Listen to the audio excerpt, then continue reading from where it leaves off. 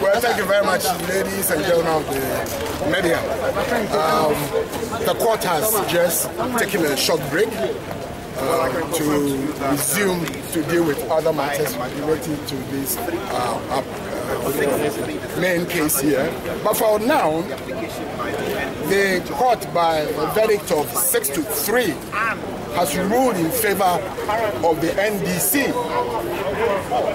Simply put, what they've said is that NDC is a proper and necessary party to this action.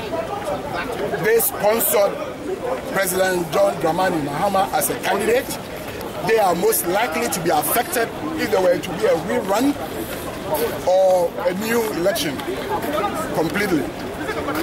They'll be affected because in sponsorship you spend money, energy and effort running around the country.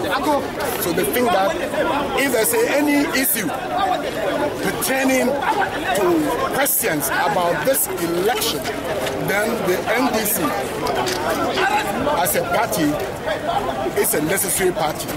In any case, I think the court moved into one more exciting constitutional point, the recognition of the fact that the parties have a specific role to play in the governance, the preparation and the election of a president.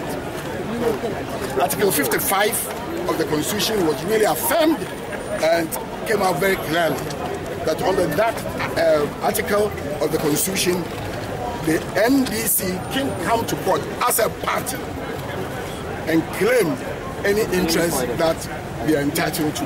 But for now, what it really means is that the court is saying that the elections of 7th and 8th December 2012 was about the election of a president by the people, for the people. And really, that is why they're coming out here. The court is saying that the NDC, which sponsored and carried President Mahama as his candidate, having over 5 billion people whose votes are represented in the president, should have a right to speak in this matter. The court has spoken. It is interesting that I believe that the way is now clear for the real battle to begin, and that is what we all clamoring for.